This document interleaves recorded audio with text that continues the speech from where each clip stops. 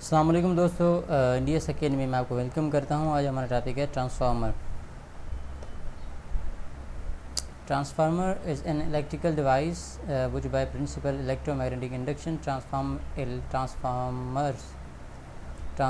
electrical energy from one electrical circuit to another without changing the frequency। Transformer एक device है जो कि principal electromagnetic induction में काम करती है। इलेक्ट्रिकल एनर्जी को एक सर्किट में से दूसरे सर्किट में दूसरे फॉर्म में जो है वो कन्वर्ट करती है विदाउट चेंजिंग द फ्रीक्वेंसी। ठीक है। The energy transfer usually take place with a change of voltage and current transform either increase और डिक्रीज एसी वोल्टेजेस। जब भी ट्रांसफ़र करता है एनर्जी को तो एसी वोल्टेज या तो इंक्रीज़ होता है या तो डिक्रीज़ होता है। Transformer used to meet a wide variety of needs. Some transformers can be several stories high, like the type found at generating stations, are small enough to hold in your hands. बहुत ज़्यादा variety में हमें transformer देखने को मिलते हैं। हम ये समझते हैं कि हमारे घरों में जो एनर्जी पहुँचती है, बाहर खंभे पे जो लगे होते हैं ट्रांसफार्मर वही होते हैं। नहीं, ऐसा नहीं होता। बहुत सारे वैरायटी में हमें मिलेंगे, जैसे कि इतने छोटे भी होते हैं, इतने बड़े भी होते हैं कि जनरेटिंग स्टेशन पे मिलते हैं, और इतने छोटे भी होते हैं जो कि charging cradle for video camera के लिए भी इस्तेमाल होते हैं। तो बहुत छोटे होते हैं, उनको हाथ में भी ले सकते हैं। तो no matter what the shape of size, the transformer purpose remains the same, transforming electrical power from one type to another. यही बात कि बहुत बड़े भी होते हैं, छोटे भी होते हैं, साइज़ कुछ भी हो, उनका काम यही है कि इलेक्ट्रिकल एनर्जी को ट्रांसफॉर्म करते हैं एक फार्म से दूसरे फार्म। हम ये इन पर भी पढ़ेंगे कि ये टाइप्स हैं ट्रांसफार्मर के, power transformer, auto transformer, distribution transformer. तो देखेंगे, अगर टाइम बच जाता है तो हम इन पर वीडियो बनाए मज़ीद बनाएंगे, या ना दूसरी वीडियो बनाएंगे इन पर। ठीक है। How transformer work.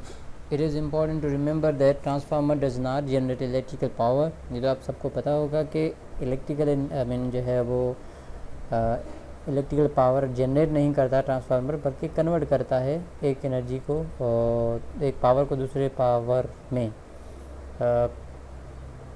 Using magnetic coupling. ठीक है। The core of the transformer is used to provide a controlled path for magnetic flux generated in the transformer by the current flowing through the winding which are also known as a coil. जो core होता है वो provide करता है control path magnetic flux generate जो होता है transformer में बाय करंट के थ्रू। करंट के थ्रू जो मैग्नेटिक फ्लक्स जनरेट होता है, करंट के थ्रू कैसे होता है, जो वाइंडिंग्स के थ्रू, जो वाइंडिंग में हैं जो कॉइल होती हैं उनको हम करंट ट्रांसफॉर्म करते हैं। तो एक मैग्नेटिक फ्लक्स जनरेट होता है जिसको एक कंट्रोल पैथ देता है, वो कोर है। There are 4 primary parts in the basic transformer. The parts include input connections, output connection, winding, coils in the core. तो इनपुट कनेक्शन क्या है? The input side of the transformer is called primary side because the main electrical power to be change in the connection at this point. सबसे main important input connection है कि input connection में जो है वो primary side होती है, यानी प्राइमरी वाइंडिंग होती है। जितनी वाइंडिंग ज़्यादा होंगी उतना पावर हम ज़्यादा लेंगे, जितनी कम होगी उतना कम लेंगे। तो ये डिपेंड करता है जो पावर है इस इनपुट कनेक्शंस पे। उसके बाद आउटपुट कनेक्शन आउटपुट कनेक्शन है। The output side of secondary side the transformer is where the electrical power is sent to the load depending on requirement of the load. Incoming electrical power is either increase और decrease. जो incoming power आ रहा है वो कितना भी हो, अब सेकेंडरी पे हम डिसाइड करेंगे कि भाई हमें आगे कितना चाहिए, तो उस हिसाब से हम सेकेंडरी वाइंडिंग लगाएंगे, और इसे आउटपुट कनेक्शंस कहते हैं। उसके बाद winding transformer have 2 windings being the primary winding, the secondary winding. The primary winding is a coil that draws power from the source. इसको 2 वाइंडिंग्स होती हैं, एक प्राइमरी सेकेंडरी। प्राइमरी वाइंडिंग क्या होती है? जहाँ से हम पावर लेते हैं ट्रांसफार्मर के लिए। The secondary winding is the coil that deliver the energy at the transformer और change voltage to load. Change voltage जो हमें चाहिए वो सेकेंडरी वाइंडिंग पर होता है। Usually these 2 coils are subdivided into several coils in order to reduce the creation of flux. Flux जो create होता है उसको रिड्यूस करने के लिए हम इनको सेवरल जो है वो डिवाइड कर देते हैं कॉइल्स में। ठीक है जी।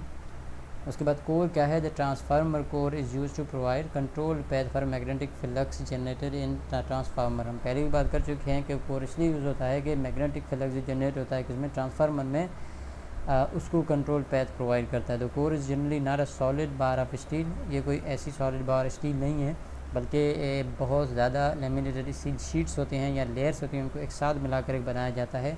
और the construction is used to help eliminate और रिड्यूस हीटिंग। इसका मकसद होता है, मतलब एक नहीं बनाने का, ज़्यादा लेयर बनाने का मकसद ये था कि हीट को रिड्यूस किया जा सके। ओके जी, the transformer are generally have one of two types cores, core type होता है और शेल टाइप होता है। This types are distinguish from each other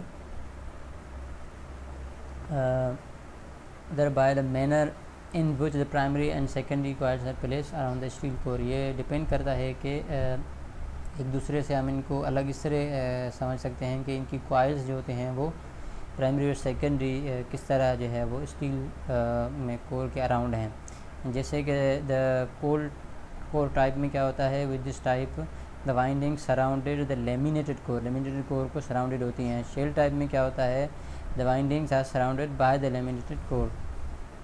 उसके बाद है वर्किंग क्या है, when input voltage is applied to the primary winding alternating current start to flow the primary winding.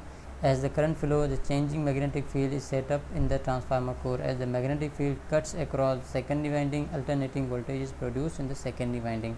कहता है कि वोल्टेज जब अप्लाई करते हैं प्राइमरी वाइंडिंग पे, अल्टरनेटिंग करंट जो स्टार्ट हो जाता है प्राइमरी वाइंडिंग्स पे, और जैसे ही करंट फ्लो होता है तो हमें पता है कि मैग्नेटिक फील्ड के थ्रू वहाँ पर ट्रांसफार्मर कोर में जो है वह मैग्नेटिक फील्ड शुरू हो जाती है, जो कि सेकेंडरी वाइंडिंग तक जा पहुँचती है।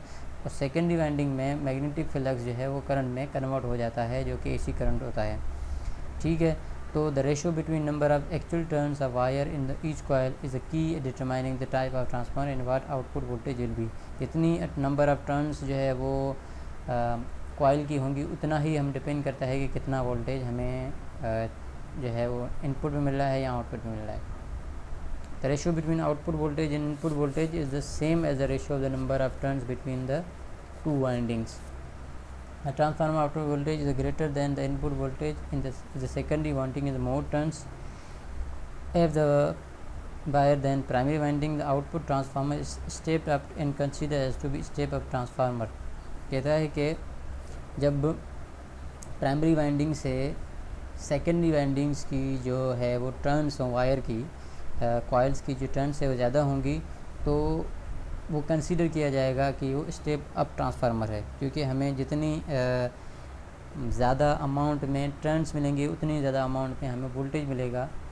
तो इसका मकसद यही है कि जहाँ पर टर्न्स ज़्यादा होंगी वहाँ पर वोल्टेज ज़्यादा होगा, जहाँ कम होंगी वहाँ वोल्टेज कम होगा। If secondary winding has fewer turns than primary winding than output voltage is lower. तो जैसे कि यहाँ पर कह रहा है कि सेकेंडरी वोल्टेज सेकेंडरी वाइंडिंग्स जो हैं वो अगर कम टर्न्स में हैं तो इसका मकसद हमें कम वोल्टेज चाहिए, तो इसे स्टेप डाउन ट्रांसफार्मर कहेंगे।